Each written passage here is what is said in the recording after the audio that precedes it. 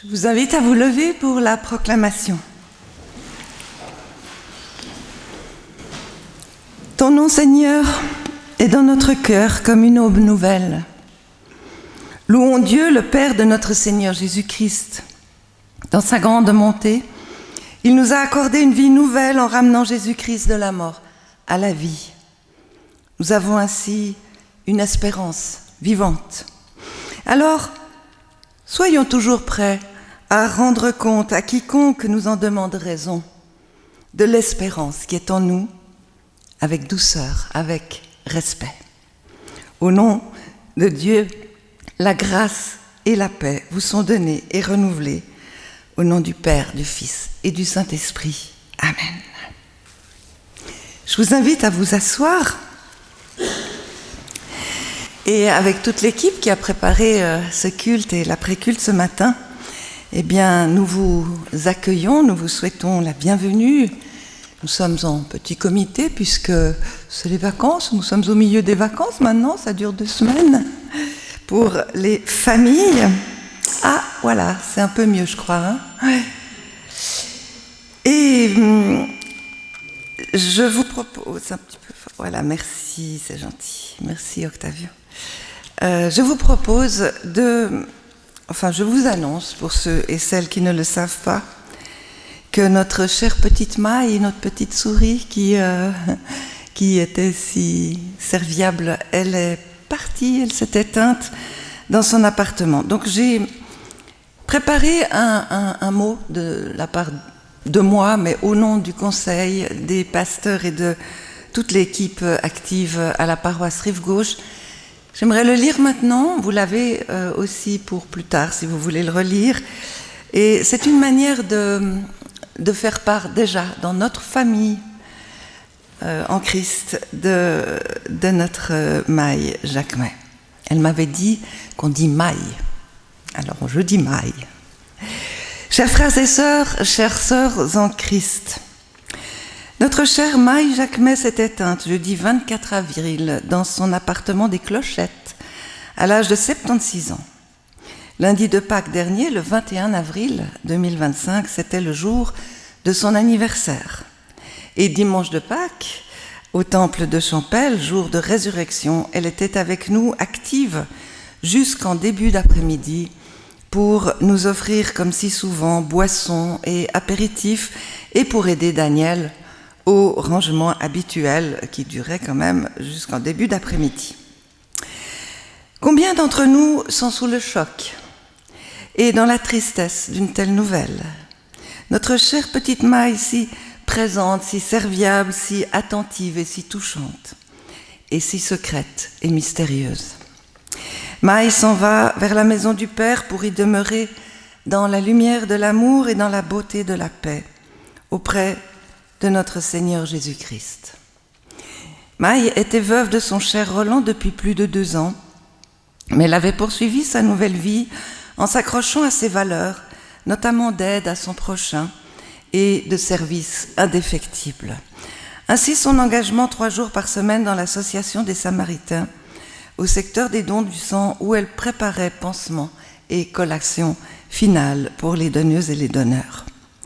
À la paroisse, avec son voisinage d'amis et d'amis de l'immeuble, ainsi qu'avec ses collègues samaritains, elle s'était constituée peu à peu cette famille qui lui offrait de la reconnaissance, du courage et de l'amitié. Il est aujourd'hui prématuré de fixer la date d'une célébration d'adieu, car sa famille d'origine ne semble pas pouvoir être contactée pour l'instant. C'est pourquoi je rends ce petit hommage actuellement avec vous dans la famille du Christ. Dès que nous le pourrons, nous publierons un faire-part avec les indications utiles, le cas échéant, afin que nous puissions ensemble l'accompagner en toute amitié et reconnaissance vers le royaume des cieux. Et j'ajoute ce verset du psaume 16. « Seigneur, tu me fais savoir quel chemin mène à la vie avec un grand V. On trouve une joie pleine en ta présence, un plaisir éternel à tes côtés. » Je vous invite à faire quelques instants de silence en pensée et en prière pour Maï.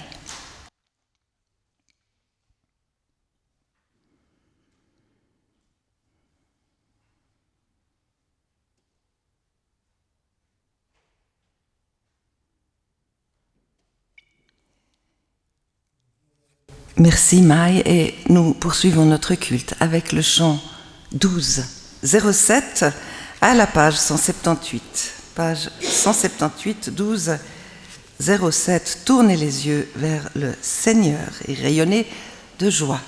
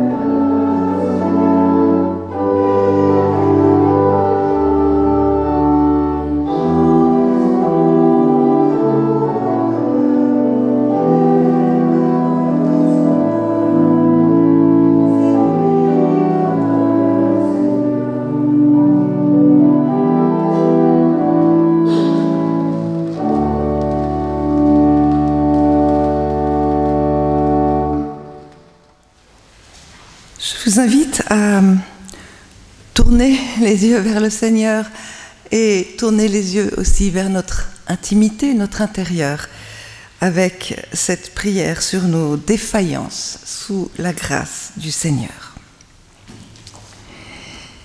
Seigneur, tu me connais. Tu sais mes fragilités, mes doutes, mes défauts. Tu sais aussi mes forces, mes courages et mes qualités.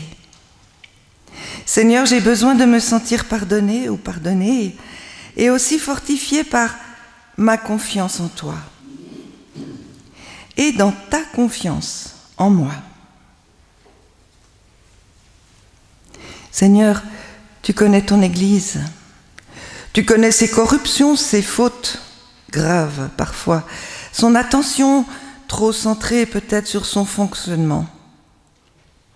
Et tu sais aussi ses luttes contre tout ce qui abîme ta présence en elle. Tu vois son ardeur à te célébrer, à partager ta parole et ton pain de vie, sa persévérance à témoigner de ton amour pour ses prochains, quelle que soit leur situation, riche ou pauvre, dans notre monde. Pardonne à ton Église, Seigneur. Toi qui la connais par cœur, tu la connais par le cœur. Donne à chacune des personnes engagées dans ton Église universelle de la force, du courage, de l'audace et de l'amour. Nous te présentons aussi, Seigneur, les personnes qui sont précieuses à notre cœur. et également les personnes devant lesquelles nous ne savons pas comment agir avec cœur, et aussi les personnes qui malmènent notre cœur, ou dont peut-être nous malmenons le cœur. Conduis-nous, Seigneur, nous t'en prions, à la joie de vivre ensemble, en ton nom, et à la reconnaissance du pardon mutuel. Oui, que ta bénédiction et ta paix soient sur nous toutes et nous tous. Amen. Et je vous invite à vous lever pour les paroles de grâce.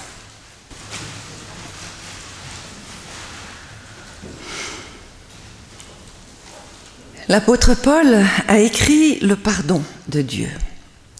Frères et sœurs en Christ, sachez-le, tout vient de Dieu qui nous a réconciliés avec lui par le Christ. Dieu Père nous pardonne, Dieu nous accueille en son Fils Jésus-Christ. Alors, au nom du Christ, laissons-nous réconcilier avec Dieu par la présence active du Saint-Esprit en nous. Amen. Et je vous invite à poursuivre notre prière par ce chant de reconnaissance et d'ouverture à la parole, le numéro 2208 à la page 264, page 264, 2208. Comme un souffle fragile, ta parole se donne.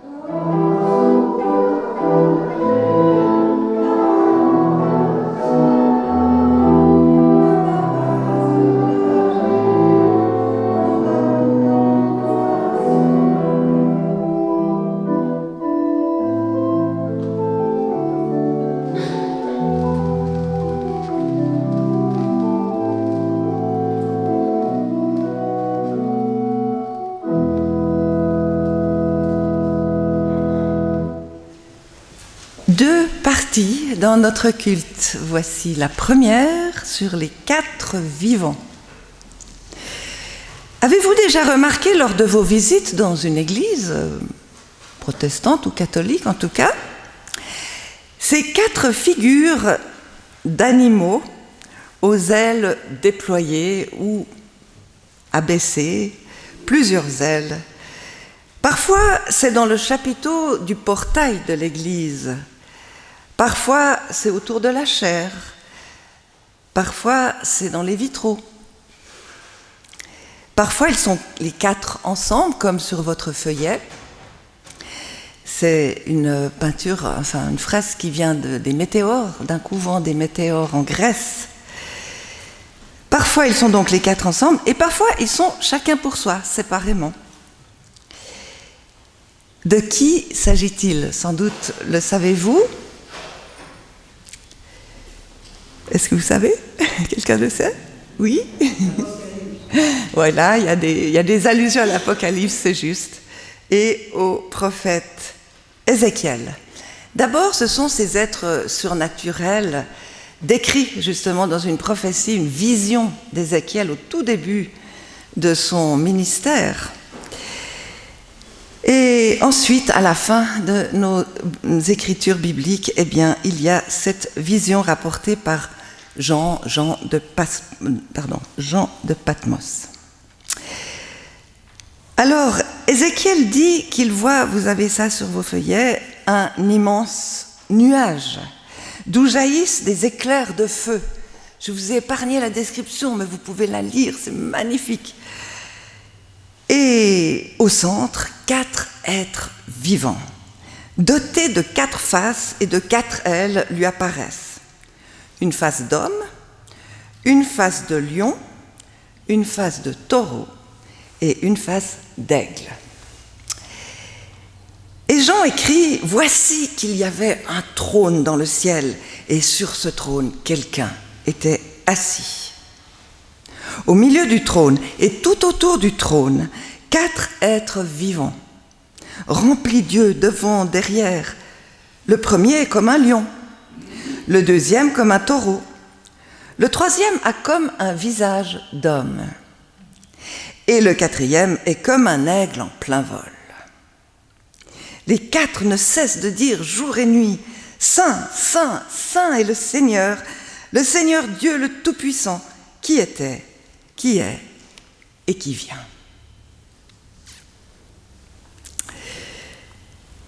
Nous allons lire les évangiles, ces 4 évangiles, ces commencements, et je vais vous dire pourquoi. Parce qu'ensuite, après ces écrits bibliques du 1er siècle, nous sommes entrés dans l'histoire de l'Église, et dès le 2e jusqu'au 5e siècle, d'Irénée de Lyon donc, jusqu'à, on va dire en tout cas à Saint-Augustin, les pères de l'Église ont interprété cette vision d'Ézéchiel comme l'annonce de la venue du Christ. Et ils en ont fait, c'était assez intelligent, l'emblème des 4 évangiles. Et sur quels critères? C'est là la question. Eh bien, sur le critère des commencements des évangiles. Alors Matthieu, il commence par l'évocation d'une généalogie. Nous allons la lire en raccourci, parce qu'elle est longue. Et j'ai souligné les 5 femmes qui sont dans la généalogie. Et donc, c'est pour certifier, quelque part, son humanité incarnée d'homme. Donc, l'homme pour Matthieu. Le lion pour l'évangile de Marc, c'est l'évocation d'un cri rugissant dans le désert. Celui du messager Jean-Baptiste qui annoncera lui-même Jésus-Christ. Donc le lion, c'est le cri rugissant dans le désert de l'évangile de Marc. Le taureau pour l'évangile de Luc. Pourquoi? Parce que cet évangile s'ouvre, après le prologue, sur le service d'un prêtre sacrificateur, Zacharie, qui est venu à Jérusalem avec son épouse Élisabeth pour faire remplir son service de prêtre. C'est son tour. Et on sait que dans ces sacrifices de l'époque, il y avait, entre autres, des bœufs et des taureaux qui étaient représentés par ce taureau des 4 vivants. Et enfin l'aigle. Alors l'aigle, pourquoi un aigle? C'est toujours un petit peu comme ça, limite la symbolique. Alors pourquoi en plein vol aussi? Parce que l'aigle évoque le Verbe, cette parole vive de Dieu de haut vol, qui vient des cieux et qui s'incarne dans la chair du monde. Et en effet, c'est un évangile de haute théologie, l'évangile de Jean, représenté par cet aigle. Alors, il y a une petite mention que je vais faire pour l'homme, parce que comme tous ces vivants ont plein d'ailes, il y en a 6, 8, enfin ça dépend des descriptions, eh bien l'homme, il a aussi des ailes. Et qu'est-ce qu'on en a fait de l'homme? On en a fait un ange. Mais au départ, c'est vraiment un homme qui incarne l'incarnation de Jésus. Après une phrase musicale, nous entendrons ces évangiles.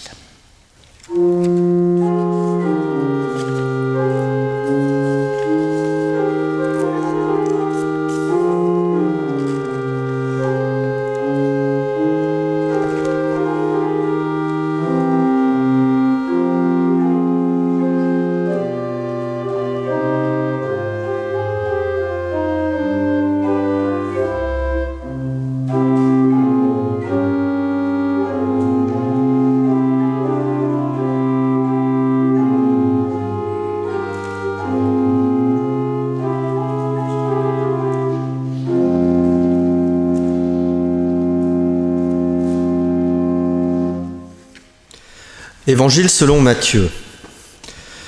Voici la table des origines de Jésus-Christ, fils de David, fils d'Abraham. Abraham engendra Isaac. Isaac engendra Jacob. Jacob engendra Judas et ses frères. Judas, de son union avec Tamar, engendra Pharez et Zara, et d'autres jusqu'à Salmon. Salmon, de son union avec Rahab, engendra Boz. Boz, de son union avec Ruth, engendra Jobed. Jobed engendra Jessé. Jessé engendra le roi David. David, de son union avec Bethsabée, la femme d'Urias, engendra Salomon. Salomon engendra Roboam, et d'autres jusqu'à Mathan. Mathan engendra Jacob. Jacob engendra Joseph, l'époux de Marie, de laquelle fut engendré Jésus, que l'on appelle Christ ou Messie. 17. Le nombre total des générations est donc 14 d'Abraham jusqu'à David, 14 de David jusqu'à l'exil à Babylone, 14 de l'exil à Babylone jusqu'au Christ. L'Évangile selon Marc. Commencement de la bonne nouvelle de Jésus-Christ, Fils de Dieu. Dans le livre du prophète d'Ésaïe, il est écrit « Voici que j'envoie mon messager devant toi pour t'ouvrir le chemin. C'est la voix d'un homme qui crie dans le désert. Préparez le chemin du Seigneur, faites-lui des sentiers bien droits. » Jean portait un vêtement en poil de chameau et une ceinture de cuir autour de la taille. Il mangeait des sauterelles et du miel sauvage. Il proclamait « Quelqu'un qui est plus fort que moi vient après moi. Je ne suis pas digne de me baisser pour délier ta lanière de ses sandales. Moi, je vous ai baptisé dans l'eau, mais lui, il vous baptisera dans l'Esprit Saint. » Évangile selon Luc. Au temps où Hérode était roi de Judée, il y avait un prêtre nommé Zacharie qui appartenait au groupe de prêtres d'Abia. Sa femme, une descendante d'Aaron, le grand prêtre, s'appelait Élisabeth. Ils étaient tous deux justes aux yeux de Dieu et ils suivaient toutes les lois et les commandements du Seigneur. Mais ils n'avaient pas d'enfants, car Élisabeth ne pouvait pas en avoir, et ils étaient déjà âgés tous les deux. Un jour, Zacharie exerçait ses fonctions de prêtre devant Dieu, car c'était au tour de son groupe de le faire. Selon la coutume des prêtres, il fut désigné par le sort pour entrer dans le sanctuaire du Seigneur et y brûler l'encens. Une foule de gens du peuple parlaient, priaient au dehors de l'heure où l'on brûlait l'encens. Évangile selon Jean. Au commencement était la parole. La parole était auprès de Dieu. La parole était Dieu. Elle était au commencement auprès de Dieu. Tout est venu à l'existence par elle, et rien n'est venu à l'existence sans elle. La lumière brille dans les ténèbres, et les ténèbres ne l'ont pas vaincue. La parole était la vraie lumière, celle qui éclaire tout humain. Elle venait dans le monde. Elle était dans le monde et le monde est venu à l'existence par elle. Mais le monde ne l'a jamais connue.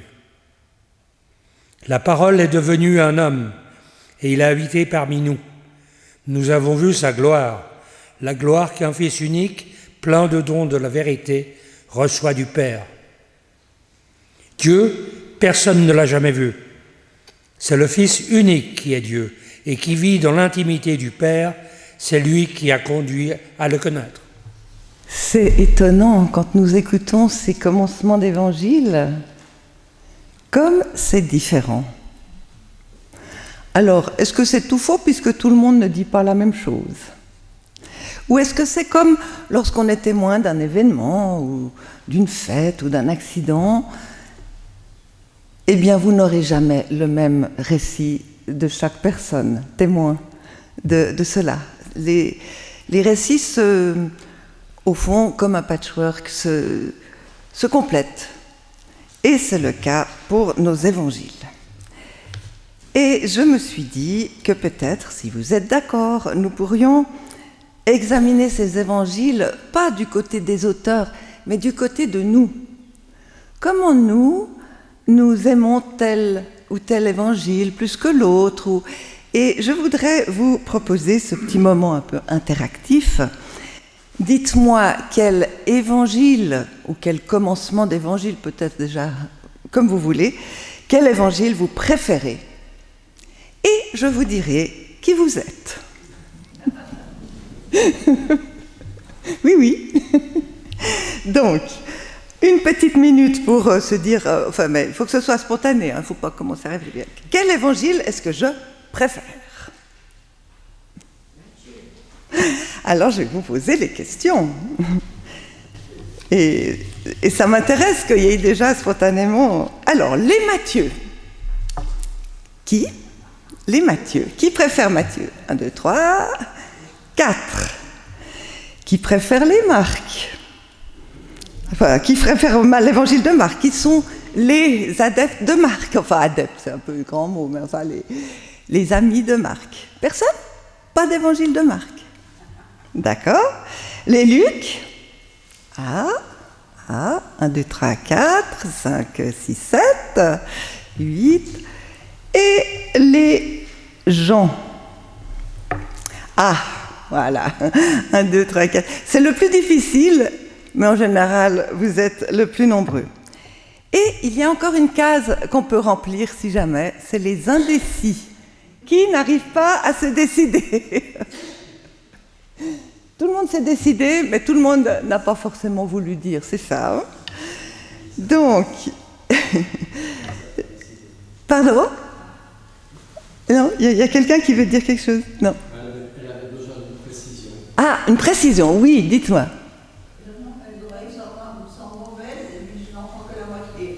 Ah, d'accord. Oh là là là là là là. Ah oui, ça c'est embêtant, c'est de ma faute. Hein. Je parle trop loin du micro. Est-ce que maintenant ça va mieux? Est-ce que vous m'entendez mieux? Oui?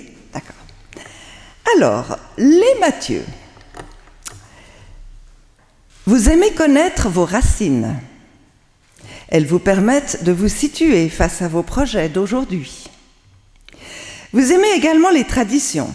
Matthieu était très imprégné de sa culture juive. Mais vous savez observer et respecter, tout en les bousculant, les traditions d'aujourd'hui. Vous êtes du côté du Christ, qui bouscule les travers de la société et de la spiritualité de l'establishment. Vous êtes ouvert à écouter le Seigneur, même s'il vous apparaît en songe, comme c'est le cas plusieurs fois dans vos antécédents de la Torah, des prophètes et de la sagesse. Voilà. Matthieu, bien ancré dans ses racines. Les Marc, il n'y en avait pas, mais je dis quand même, pour moi peut-être, moi j'aime beaucoup l'évangile de Marc. Vous allez droit au but et exprimez avec sobriété des choses profondes et graves qui vont bouleverser votre vie, mais peut-être même toute une société, et même plus encore. Mais les effets de votre parole ne sont pas votre préoccupation. l'effet de votre parole n'est pas votre préoccupation. Il s'agit plutôt de raconter, comme un reporter témoin, d'événements dont vous sentez qu'ils sont déterminants et importants. Vous dites en peu de mots des événements, des personnalités, des scoops, des retournements. Vous savez que vos lectrices et lecteurs feront le reste, s'ils le souhaitent seulement. Mais comment ne pas le souhaiter? Vous êtes si persuasif, si habité par ce que vous avez vu et vécu. D'ailleurs, vous ne le savez pas, mais plusieurs s'appuieront sur vos paroles pour construire leur propre œuvre, leurs propres paroles, en prolongeant vos mots, vos récits, par ce qu'ils auront eux-mêmes vécu et leurs propres sources. C'est déjà le cas de Matthieu et de Luc, qui se sont appuyés en grande partie sur l'évangile de Marc. Les Luc, il y en avait, vous êtes en relation avec votre famille, votre entourage, et vous avez l'impérieux devoir de transmettre ce que vous avez intellectuellement et relationnellement visité et vérifié. Vous êtes un scientifique qui a compris la valeur de la relation, du moi au tu à un tu qui lui est cher et connu. Une seule personne suffit, elle continuera pour la suite, et ce sera peut-être une exponentielle si vous avez la sécurité que votre parole est réellement agissante, puisqu'elle vient des témoins qui ont vécu et qui raconteront à leur tour Jésus-Christ, comme Jean-Baptiste. Oui, vous êtes un narrateur très fin, ou une narratrice très fine, subtile, aimant les détails et les développements qui permettent à chacun de s'y retrouver. Les gens, vous êtes un théologien, une théologienne de haut vol. Tout ce que vous dites vous a été inspiré par une parole plus haute que vous. Et pourtant, vous l'avez mastiqué, mûri spirituellement, sans aucun doute pendant longtemps. Chaque fait réel a une portée considérable, et vous savez les interpréter en lien avec l'être profond.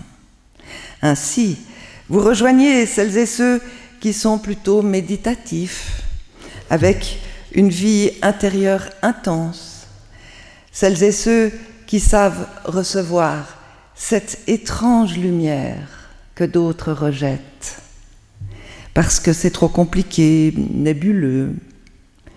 Vous avez un rayonnement intérieur que vous ne soupçonnez pas, et tant mieux.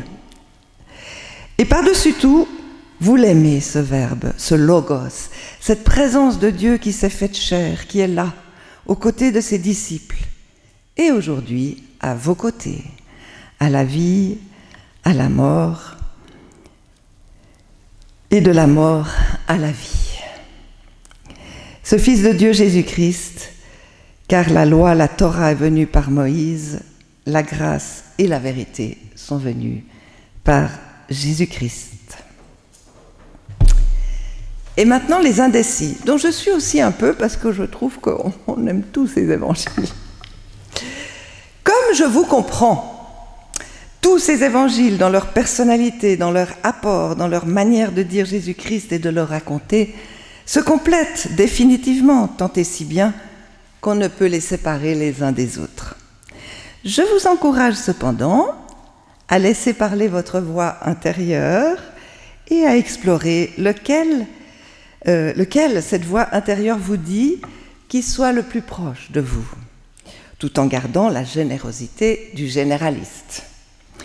Que nous sommes tous et toutes, bien sûr, des généralistes lorsque nous entrons dans la parole de Dieu. Alors, en conclusion, en observant nos goûts et en nous décrivant, n'avons-nous pas senti de l'intérieur la personnalité, en fait, de ces fabricants d'évangiles, Matthieu, Marc, Luc, Jean, ces évangélistes du 1er siècle, couchant sur un parchemin une œuvre narrative commune, mais pourtant si différente, grâce à leur personnalité, à leur interprétation, à leur existence, leurs racines, à leurs expériences. Comme nous, n'est-ce pas? Qui lisons et vivons avec nos affectivités, nos réceptivités, nos compréhensions, nos intérêts ou désintérêts, la parole que le Seigneur nous envoie dans les oreilles et dans le cœur, ces paroles d'évangile.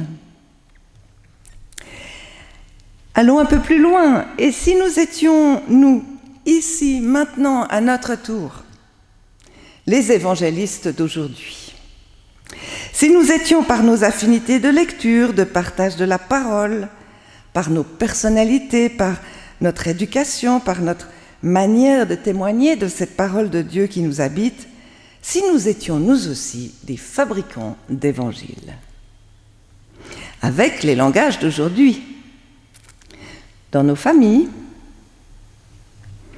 auprès de nos collègues, ou de tel autre inconnu ou inconnue rencontré par hasard ici ou là, ou de ce prochain que le Seigneur nous donne à respecter et à aimer.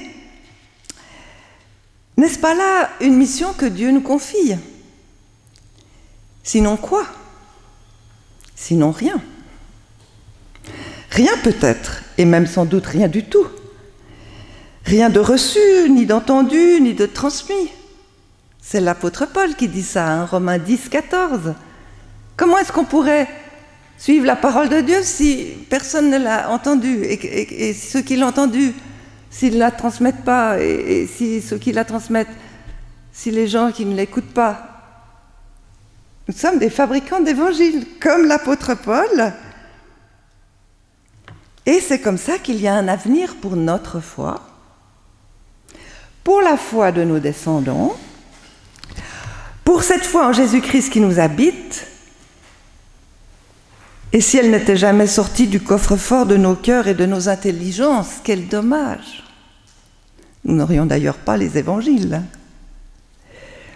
Mais si, au contraire, nous sommes les évangélistes d'aujourd'hui, alors nous sommes encouragés à apporter notre pierre à l'édifice de Dieu sur notre terre des vivants. Et vous allez me dire, oui, mais fabricant d'évangiles, ça veut dire trafiquant d'évangiles, on va trafiquer la parole. Ça ne va pas, il y a un canon, c'est fermé. Bien sûr, il ne s'agit pas de trafiquer l'évangile, il s'agit de fabriquer votre évangile à travers la parole que vous avez reçue et grâce à l'aide du Saint-Esprit. Qu'est-ce qu'on ferait sans lui, hein? On ne serait pas là. Et comme exemple, voilà, je cherchais des exemples, je me suis dit quand même, il faut trouver des exemples. Qu'est-ce qu'ils ont fait les esclaves dans leur plantation? Ils ont fabriqué des gospel songs. Et oui, des gospels, on dit aujourd'hui, c'est un gospel. Hein? Eh bien, il date de quoi, 1800, 1900. Et on le chante encore aujourd'hui. Et ça alimente nos cultes et notre foi, entre autres. Et je pense que chacune et chacun, nous sommes des fabricants d'évangiles là où nous sommes, avec avec ce que nous sommes et auprès de qui nous sommes. Alors, justement, cette pierre à l'édifice, l'écrivain Pierre, dans sa première lettre, écrit approchez-vous du Seigneur et comme des pierres vivantes, soyez utilisés dans la construction du temple spirituel. C'est pas beau ça? Et encore plus beau. Honorez dans vos cœurs le Christ comme votre Seigneur, et donc soyez toujours prêts à répondre de l'espérance qui est en vous à toutes celles et ceux qui vous en demandent raison. Mais faites-le avec douceur et respect. Et j'ajoute, faisons-le en toute simplicité, avec les dons et les charismes que Dieu nous a confiés, avec l'audace et dans la mystérieuse certitude que Dieu lui-même nous parle continuellement par les évangiles, par les écrits, et que ça parle aussi à travers nous. Nous ne le savons pas, mais Dieu le sait. Et Dieu travaille à travers nous. Il peut faire que ça parce que sans nous, il peut rien faire. Nous sommes ses bras, ses mains, ses pieds, son cœur. Et j'entends déjà, parce que je l'ai vécu et je le vis aussi un peu avec mes petits-enfants, mais j'y arrive pas. On m'écoute pas. Ça intéresse personne. C'est pas grave. Le Seigneur a ses voies. Soyez vous-même, dites ce qui est important pour vous, si c'est l'Évangile, et ce qui dans l'Évangile vous touche, voilà, à temps, à contre-temps, en toute simplicité, avec vos dons et vos charismes. Nous ne le savons pas, mais Dieu le sait, et ça devrait nous suffire. Amen.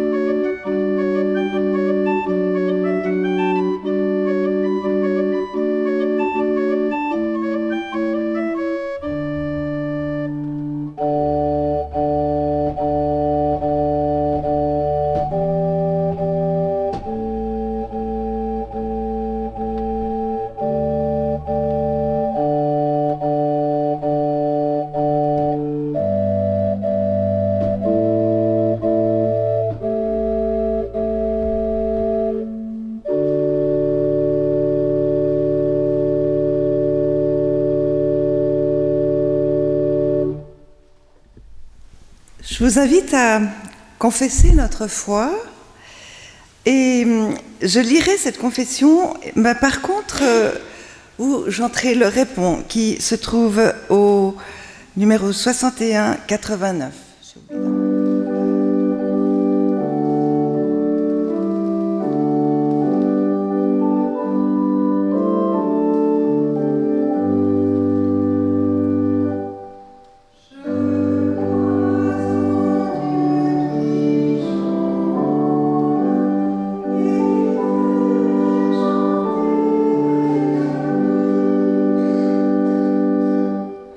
Je crois en Dieu, le Père de tous les humains, créateur de tout l'univers et de tout ce qui vit.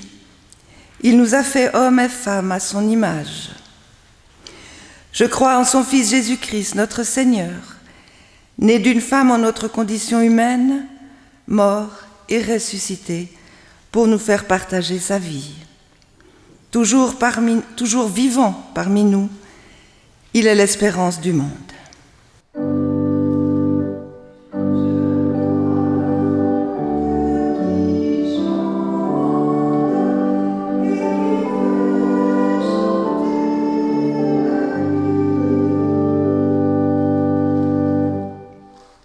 Je crois en l'Esprit Saint, souffle de Dieu dans notre existence et soutien de notre foi.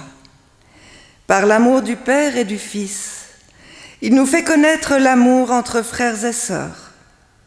Il nous rassemble en une seule assemblée des croyantes et des croyants.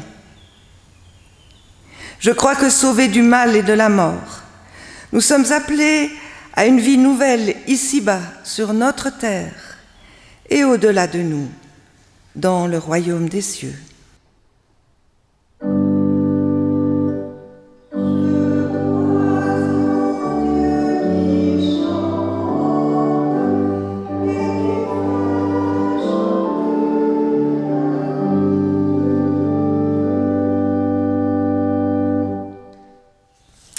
Et rassemblés autour de la table du Seigneur en mémorial de son dernier repas, nous prions.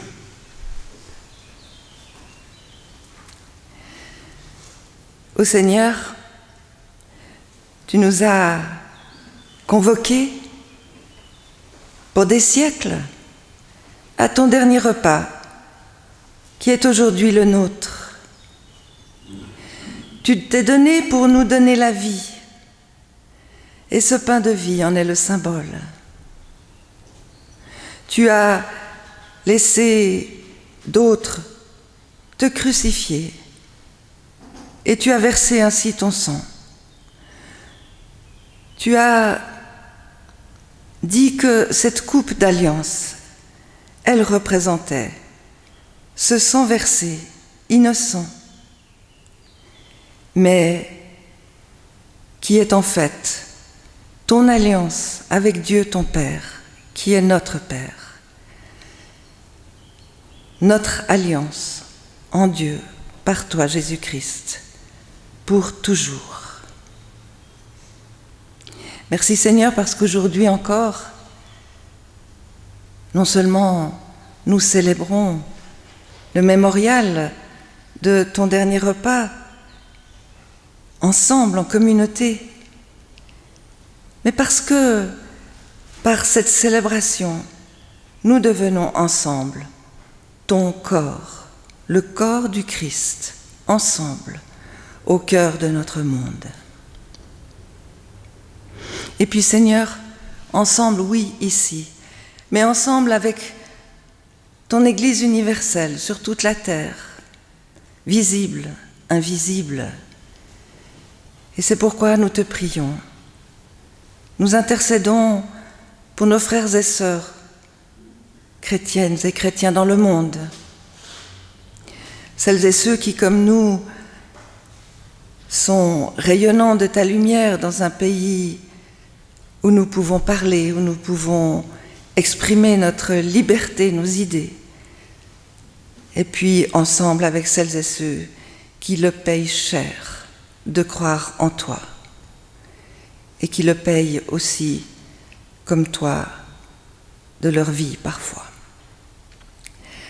Ô Seigneur, prends soin de nous tous, tes enfants, bien-aimés,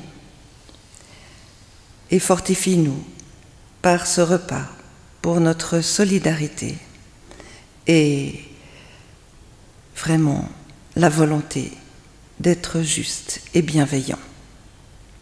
Nous te prions pour nos proches, nos bien-aimés, celles et ceux que nous n'aimons pas ou qui sont plus difficiles à aimer, mais que nous avons dans le cœur et qui nous préoccupent. Seigneur, nous te demandons de t'occuper de tous ces êtres qui sont aussi tes enfants et de nous donner aussi, de nous guider dans ce que nous voulons être, ce que nous pouvons être pour fabriquer un peu de ton évangile. Seigneur, nous te prions aussi pour le monde, pour ce qui ne va pas, et aussi pour ce qui va. Seigneur, donne-nous d'être ces pierres vivantes qui peuvent vraiment former cet édifice spirituel en ton nom qui peut sauver, peut-être pas le monde entier, mais en tout cas là où nous sommes, là où tes enfants sont, qui peuvent sauver ton amour dans le monde.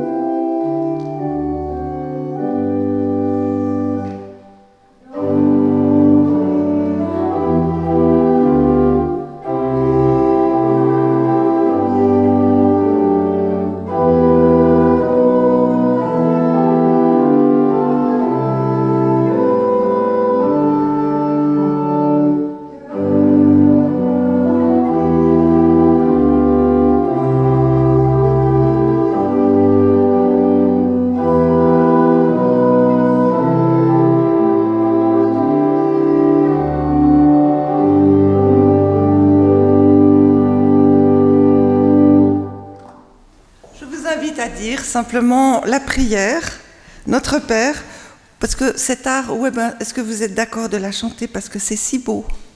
62-80. Non, 62-80, non pas du tout, c'est 62-24, page 978. 62-24, page 978, 62-24. C'est vrai, c'est des chants qu'on connaît moins, mais si on ne les chante pas, on ne les connaîtra jamais. 62-24.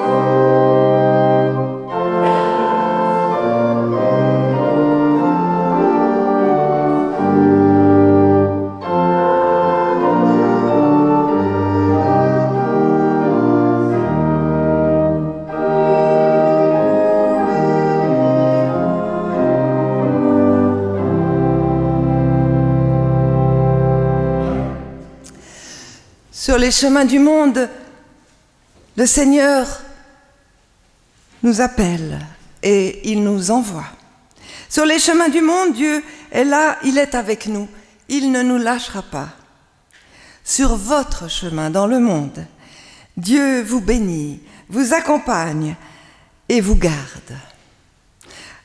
Allez dans sa lumière, dans sa joie et dans sa paix, au nom du Père, du Fils et du Saint-Esprit. Amen.